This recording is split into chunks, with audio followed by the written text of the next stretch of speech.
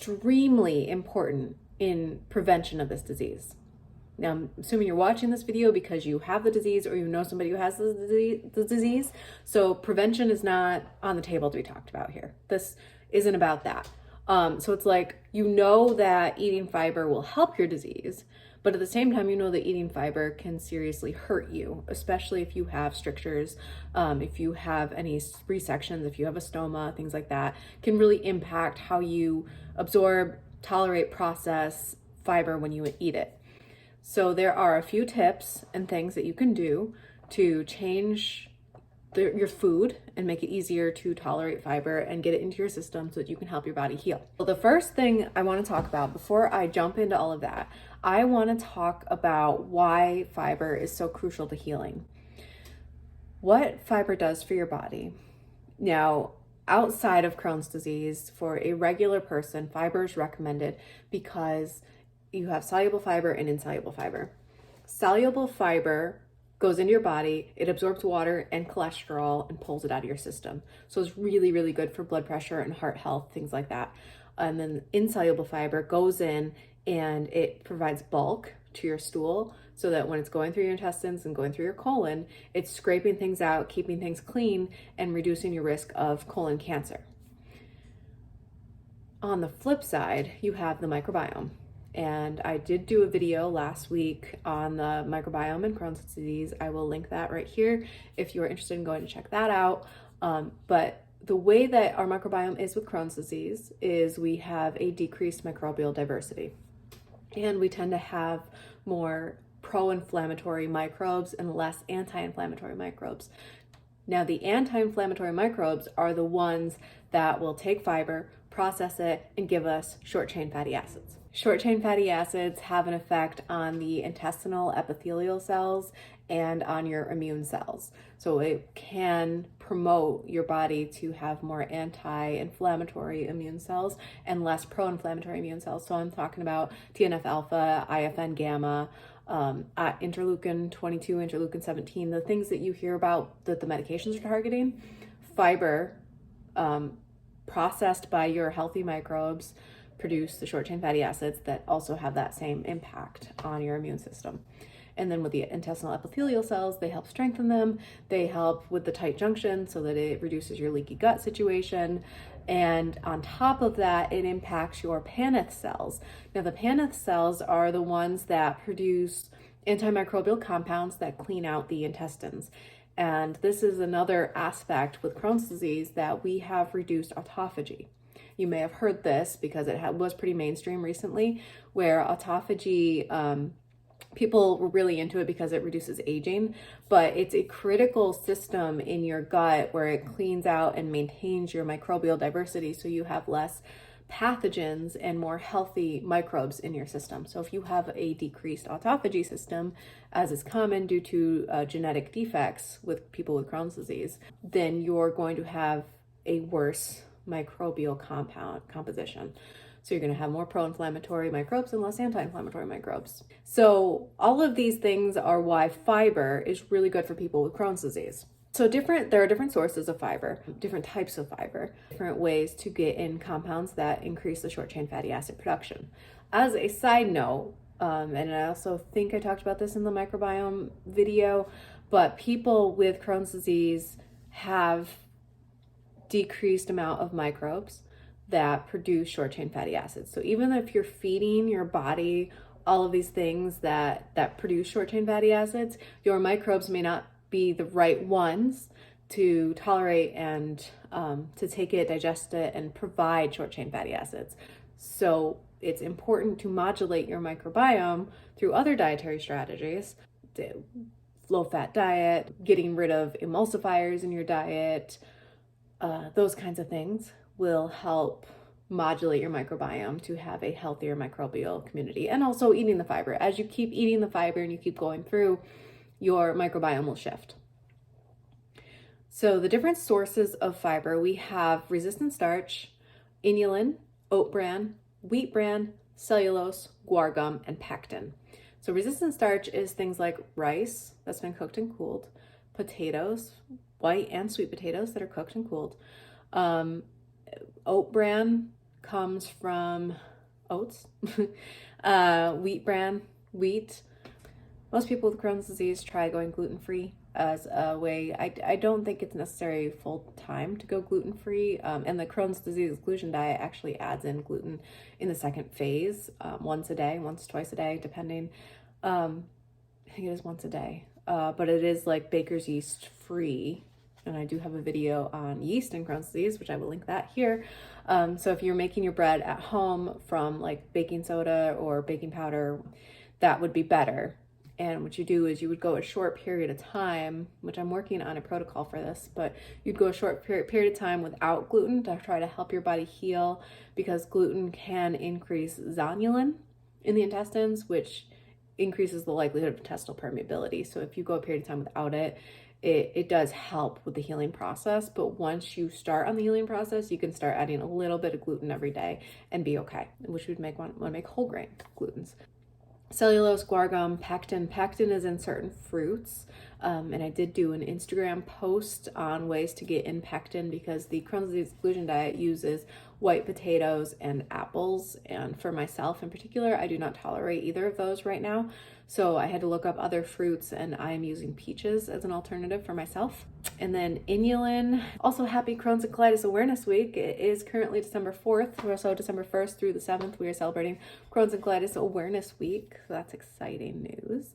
Inulin is in leeks, asparagus, onions. This is from NCBI. It's from the NIH. Wheat, garlic, oats, soybeans. So with Crohn's disease, onions are definitely a good source. Garlic is a good source. Wheat, if you are at a stage where you can tolerate gluten. Oats, if you can tolerate oats. Asparagus is one of the vegetables that people tend to be able to tolerate, which was a complete shocker to me, because I always thought of it as very stringy and fibrous. But it is one of those vegetables listed. Okay, so those are sources of inulin. So those are all the sources, different types of dietary fiber. Another note with dietary fiber is making sure that you're going towards soluble fiber and away from insoluble fiber. And it can be very, very hard to determine which fruits and vegetables are more soluble and which ones are more insoluble. It's hard to find those sources online. And essentially what it is low roughage is what you're going with, not low fiber. Low fiber will not help you. It will not help your symptoms. It will not help your disease progression. Even if you're on medication, you need to be consuming fiber to see benefits of getting better. So low roughage is what you're looking for. So if you wanted to type that into Google, like low roughage fruits and vegetables, or easy to digest fruits and vegetables, that could give you some really good sources and ideas. Talking through this video, the first thing I want to do is talk about how you're getting the fruits and vegetables in, and then I will talk about specific types of fruits and vegetables to try first. So you're going to peel anything that you're cooking. You're going to cook it. So you're going to peel it, you're going to cook it. So no peel, no seeds. So peeling it, de-seeding it. You're going to cook it until it is soft enough to become baby food. And then you may need to mash it and blend it like it is baby food at the beginning. Eventually, like I said, your microbial diversity will change, your intestines, your stomach, everything will get stronger. It's a muscle. And the more you feed it fiber, the stronger that it gets. And then as your diversity changes, that will lead to gut line healing, decreased permeability. You will be able to tolerate these things better and better as time goes on. So at the beginning, you're going to cook it till it's mush. You might puree it and mash it. And then even another step before all that is juicing it. Fresh juice. I'm not saying go to the store and buy orange juice. That is not the same thing. I'm saying you're going to take some oranges, cut them in half, put them through a juicer thing, and juice it yourself. You would take some carrots and you'd run them through one of those juicers. They do have like some compact ones that are fairly cheap available that work really well. So it's just a thought and idea. I mean, all of these things, improving your nutrition for this disease is going to take a lot of time, a lot of prep work, and a lot of planning, no matter what you do. Low roughage vegetables, leafy greens. Spinach is a really good one to start off with. If you take the stems, remove the stems, get some baby leaves of spinach, cut out the stems, and then you're going to chop it. and then you're going to cook it. And you could stuff it inside of a chicken breast. You could stir fry it with some rice, some diced chicken, some bone broth, and just cook it in there. Some olive oil. There's very simple, easy ways. You could throw a small handful in with a smoothie. If you're doing smoothies right now, you're tolerating them, just add a little bit of spinach, just a couple leaves at first, and then slowly, gradually, every few days, increase the amount that you're putting in there. So it's like a handful of spinach. Spinach is a really good, easy to start vegetable. Carrots, I'm sure you're aware of this. Carrots are like the #1 go-to vegetable to start with. It's on the beginning of the SCD diet. It's on the beginning of the CDED diet. Carrots, again, you're gonna dice them real small. You're gonna cook them. Carrots, be prepared, take a long time to cook until they're mush. So carrots. Let's see what else. We got sweet potatoes, white potatoes. Like I said, the white potatoes are high in resistant starch. That is something necessary to produce short chain fatty acids. It's a mandatory food on the Crohn's disease exclusion diet. If you can tolerate them, eat them. Sweet potatoes, same thing. Careful on the portion size with sweet potatoes. There is, a compound in sweet potatoes that can have the opposite effect of what you're going for. So just making sure you're keeping it to like half a sweet potato or less per day and not going above that. I mean, none of these foods you're going to hog out on. We shouldn't be binging or overeating on anything because our systems need the break from it. They don't need us to be putting a bunch of stuff in there. We want to keep small meals, intervals. You want a few hours between meals, let your body digest, let your body do its own autophagy thing as best as it can, because that will really help you. Green beans, and like I said, asparagus, making sure that you're getting rid of like the super fibrousy stems, maybe starting with asparagus tips only. Summer and winter squash are both really good. Again, peeling all the skin off of the summer squash, maybe taking out the middle where there's seeds, especially if you have a stricture. Don't eat any seeds. Beets, if you like beets are a good one to go with. Bok choy, I used to love to put bok choy in soups. I'm not there yet again, but hopefully. So those are just a few vegetables. And then again, juicing, you can juice any of these vegetables. It's really, really good. Some people like to do orange, ginger, carrot, apples, and that comes out with a really, really nice, tasty cocktail. And not alcoholic cocktail, of course. So again, with fruits, you are going to be peeling them, you're going to be de-seeding them, and in the very beginning, you're probably going to be cooking them too. So good cooked fruits. Apples are really good cooked. You can make your own applesauce. That's a really good starting point. Peaches can be really good warm and cooked. What I'm doing right now is I have frozen peach slices. I'm heating them up in the microwave until they're nice and soft. Put a little bit of maple syrup and some yogurt and eating that. That's really yummy. Bananas are one of those initial fruits, again, on the SCD and the CDED. Banana is the first, which some people can tolerate them plain raw, just peel it and eat it. A lot of people need to puree them in a smoothie. So you could do that.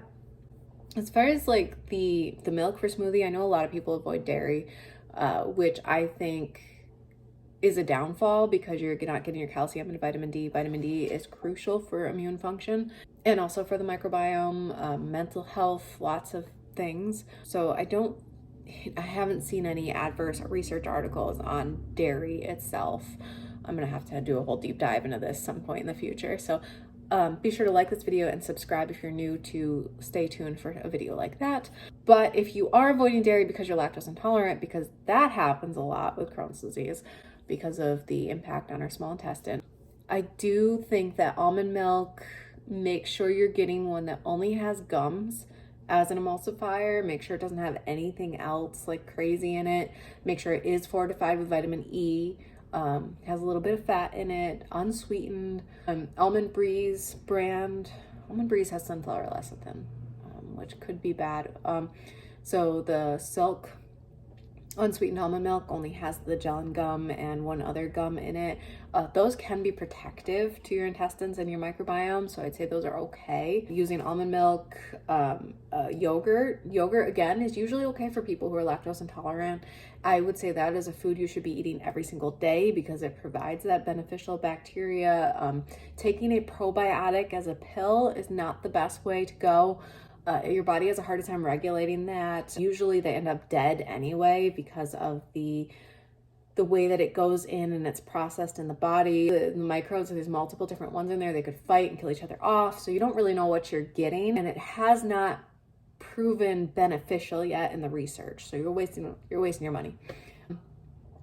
So again, yogurt, a fruit, almond milk, start there. And then, like I said, adding handfuls of spinach can be a good way. Juicing a carrot and putting that in there can be really, really good. Smoothies. So bananas, peaches, apples. I would stay away from berries at the beginning. Berries can be very hard to process. And if you have a stricture, they have a lot of little seeds. It could cause a lot of issues. So definitely avoid berries at the beginning. Oranges, again, the pith, which is the white part on the orange, can be very hard to digest and process. So Mandarin oranges, as long as there's no additives in it, I would say those are okay. Pears, probably, if they're really ripe, and again, I would cook them to start. Mango, keep it in small quantities. That also could have a compound in it that can be harmful to your microbiome. So small quantities of mango, I would say, are okay if you tolerate them. So those are just a few ideas of some fruits and vegetables that are considered low roughage. And again, cooking, peeling, all of that will be your best friend. When you're introducing these things, introduce them one at a time. I would only do one a week. Don't try to make some big stir fry with rice and chicken and carrots and zucchini, and don't do broccoli, and onion and garlic. Like, don't do everything. Don't do a compound dish until you are like fully prepared and know what you're doing. So introduce one thing at a time. So one week you're going to introduce a banana. The other week you're going to introduce a carrot. The next week you're going to introduce peaches, like one at a time, 1 week at a time, and go very, very small. You're going to want like a tablespoon to start, and then you're going to increase it every few days. So you may not even be to half a cup portion size by the time you introduce the next thing. And then again, as you're compounding these things on top of each other, you need to watch for symptoms, make sure your body's processing it okay. If you feel pain, if you notice that you are going to the bathroom, like if you're constipated, and you're going like once a day, if you start going less than that, you need to back off.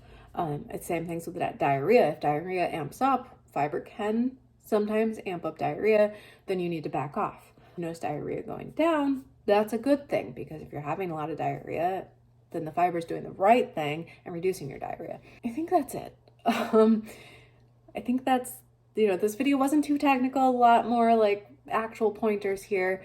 If you have any questions, comments, please leave them below. Like I said, like this video, subscribe if you're new. We have a lot of content coming out in the future. My Instagram handle is healthy_happy_Crohns. I will leave that here. Be sure to go follow me over there for more tips, tricks, and information on Crohn's data. I read at least one research article every single day of my life for the past 2 years. So I'm definitely getting somewhere with this whole diet thing, and I hope you stick with me and keep enjoying my content, and I hope it helps, and I look forward to speaking with you next time.